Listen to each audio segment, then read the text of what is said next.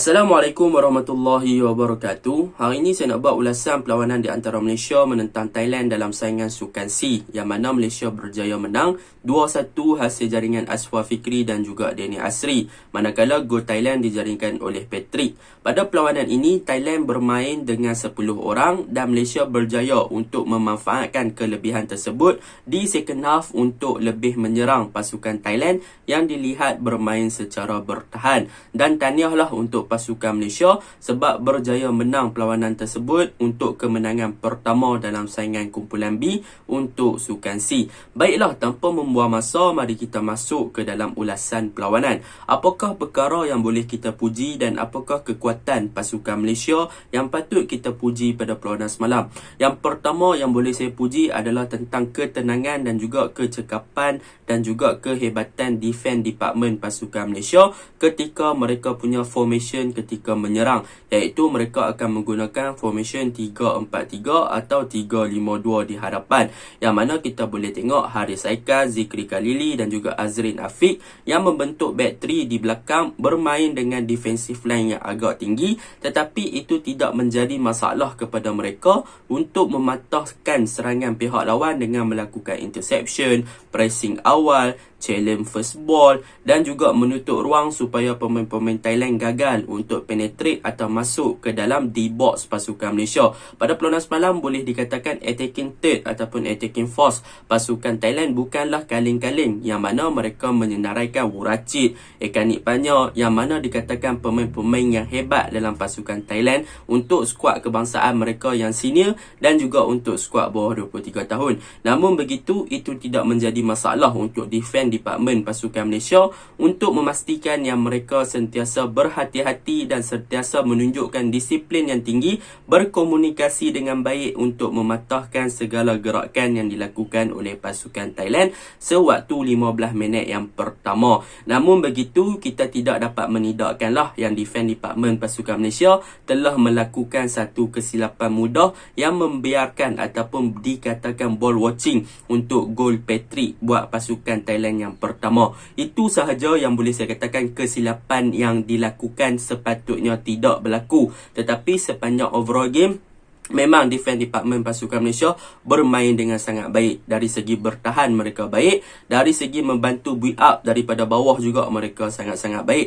Bahkan leadership ataupun communicate ataupun pertunjukan sebagai seorang yang lead di bahagian pertahanan melalui Haris Haikal telah menunjukkan kematangan kepada rakan-rakan di bahagian defense department untuk buka game daripada bawah. Jadi memang itu yang boleh saya puji tentang defense department pasukan Malaysia. Mereka yakin, mereka confident, mereka menunjukkan kematangan dari segi pembacaan game bagus, dari segi man marking bagus, dari segi close space bagus, daripada segi compact mereka bagus. Mereka memang sangat-sangat cemerlang dari segi pressing awal dan melakukan interception. Memang patut dipuji untuk defense department pasukan Malaysia. Haris Haikal, Azrin Afiq, Zikri Khalili, Quentin Cheng, Safwan Mazlan, Hairi Hakim dan juga Azam Azmi pada perlawanan semalam. Itu yang pertama. Yang kedua yang boleh kita puji juga adalah tentang kecekapan Azri Ghani, yang mana di 15 minit dan juga 20 minit yang pertama kita boleh tengok Thailand bermain dengan sangat-sangat cemerlang. Mereka menyerang. Sebab apa? Sebab Malaysia gagal untuk settle down, terutamanya di first half, dan benda tu berjaya dimanfaatkan oleh Thailand untuk melakukan penetration dan juga percubaan yang banyak. Tetapi disebabkan kecekapan yang dibantu oleh goalkeeper Malaysia, Azri Ghani menunjukkan kematangan dan juga reflection yang sangat bagus, telah menafikan beberapa percubaan awal daripada Thailand untuk membolosi gawang gol Malaysia. Jadi Azri Ghani juga perlu diberi pujian. Jadi boleh dikatakan untuk pertahanan dan goalkeeper Malaysia semalam, mereka adalah wira negara untuk separuh masa yang pertama untuk memastikan yang gawang gol Malaysia tidak dibolosi lebih daripada 1 gol pada perlawanan semalam. Itu yang kedua yang boleh kita pujilah. Untuk yang ketiga yang boleh kita puji untuk pasukan Malaysia adalah pertukaran yang dilakukan oleh coach Brad Maloney pada perlawanan ini ketika second half. Iaitu apa yang saya suka dengan pertukaran ini adalah beliau membawa masuk player di bahagian kanan iaitu Syafiq Ismail dan juga Quentin Cheng untuk beraksi di bahagian kanan. Yang mana kita tengok Muhammad Syafiq ataupun dikenali sebagai Kacang, pemain Terengganu ini telah menunjukkan satu corak permainan yang lebih daripada kebiasaan beliau. Yang mana kalau kita lihat corak permainan beliau bersama dengan Terengganu ataupun bersama dengan skuad bawah 23 Malaysia sebelum ini, beliau lebih suka bermain di bahagian wide area. Bermaksud beliau suka bermain dekat dengan garisan out, hujung-hujung padang dan sebagainya. Tetapi pada peluang semalam kita boleh lihat kebijaksanaan yang ada pada Syafiq Ismail ni telah menunjukkan yang beliau memang bermain menggunakan akal dan juga otak, dan kaki hanya sebagai alat, dan beliau pandai untuk mengenal pasti kelemahan barisan pertahanan pasukan Thailand dan bagaimana untuk menembusi atau penetrate ataupun masuk ke dalam di box pasukan Thailand dengan bermain secara narrow ataupun lebih dekat ke dalam kotak penalti. Yang mana kita boleh tengok beberapa gerakan lincah yang dilakukan oleh Syafiq Ismail semalam telah membuatkan barisan pertahanan pasukan Thailand agak goyah dan agak susah untuk menghalang beliau ketika beliau masuk dalam kotak penalti dan melakukan cutback ke bahagian tengah. Tetapi sayanglah cutback ataupun hantaran-hantaran yang dilakukan ke bahagian tengah untuk mencari target man pasukan Malaysia gagal disudahkan dengan baik oleh barisan hadapan pasukan Malaysia sendirilah. Tetapi apa-apa pun Syafiq Ismail memang cemerlang semalam. Gerakan beliau berjaya mengucap-ngacirkan pertahanan lawan. Beliau tidak terlalu memfokuskan untuk bermain sebagai wide area.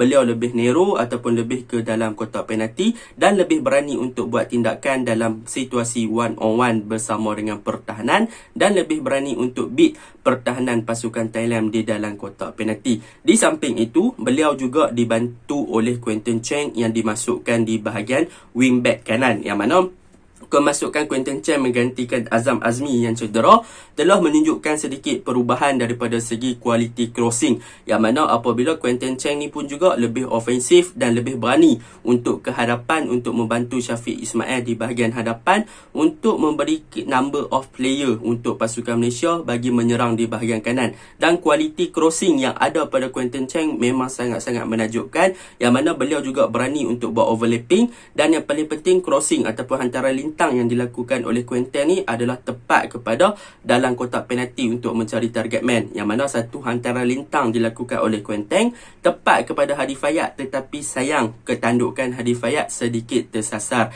Jadi boleh saya katakan kemasukan dua player ni banyak mengubah corak permainan Malaysia, terutamanya di bahagian kanan. Dan kemasukan Aswar Fikri juga sebenarnya telah mengubah sedikit corak permainan Malaysia, yang mana beliau berjaya untuk mengucap-ngacirkan juga bahagian kiri. Dan boleh saya katakan respect lah kepada Aswar Fikri berjaya menewaskan kawin untuk gol kemenangan Malaysia, yang mana Aswar Fikri pada gol yang dijaringkan itu boleh saya katakan gol yang sangat intelligent, sangat-sangat pandai, yang mana beliau menggunakan ketepatan ataupun beliau menjakakan yang kawin akan menjatuhkan badan. Dia tidak terus melakukan shoot, sebaliknya beliau melakukan acahan. Jadi boleh saya katakan ketenangan yang ada pada Asfar untuk kontrol dan juga stop ball tu dulu sebelum melakukan shooting memang sangat-sangat superb lah. Memang menampakkan yang Asfar ni mempunyai pengalaman yang luas sebagai seorang striker. Maklumlah beliau juga wira negara yang membawa Malaysia ke Piala Asia bawah 23 yang mereka bertanding di Mongolia pada beberapa bulan yang lepas.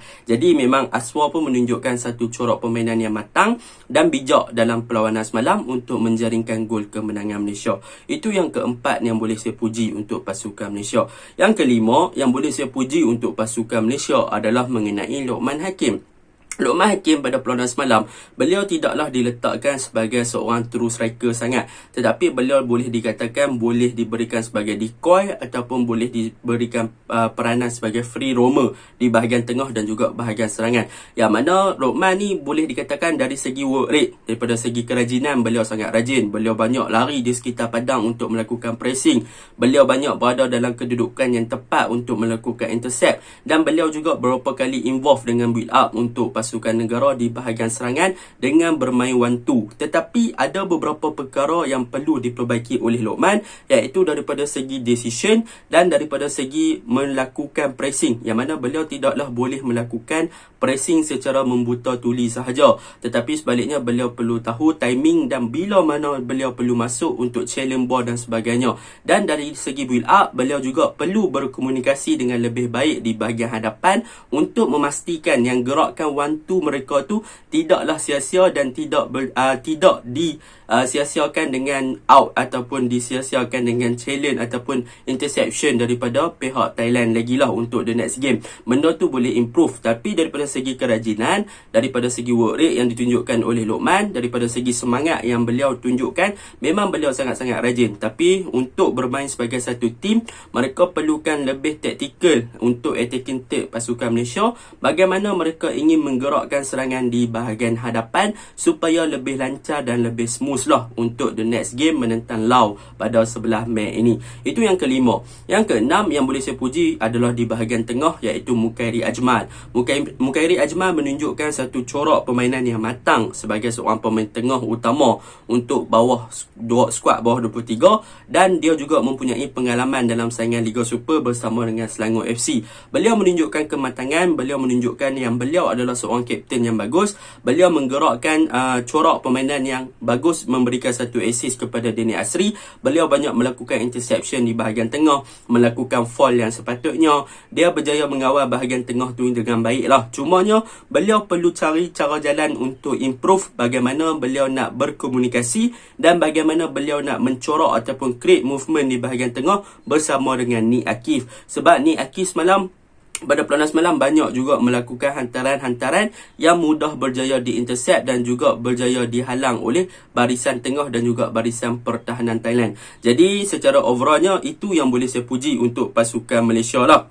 Dan untuk Daniel Asri dan juga Shahir Bashar, mereka juga menunjukkan satu performan yang bagus. Cumanya mereka perlu improve lagi daripada segi off-ball movement, bagaimana mereka nak buat run with the ball, bagaimana mereka perlu lebih confident untuk memastikan yang mereka boleh beat ataupun penetrate barisan pertahanan Thailand dengan buat larian-larian di belakang pertahanan seperti yang Shahir Bashar buat untuk melepasi perangkap offside daripada Thailand yang menyebabkan pemain Thailand kena kad merah. Mereka perlu perbanyakkan benda-benda macam tu. So mereka perlu lebih banyak bergerak untuk memastikan yang pemain Malaysia ada banyak choice untuk melakukan passing. Jadi itu untuk pasukan Malaysia punya benda yang boleh kita puji.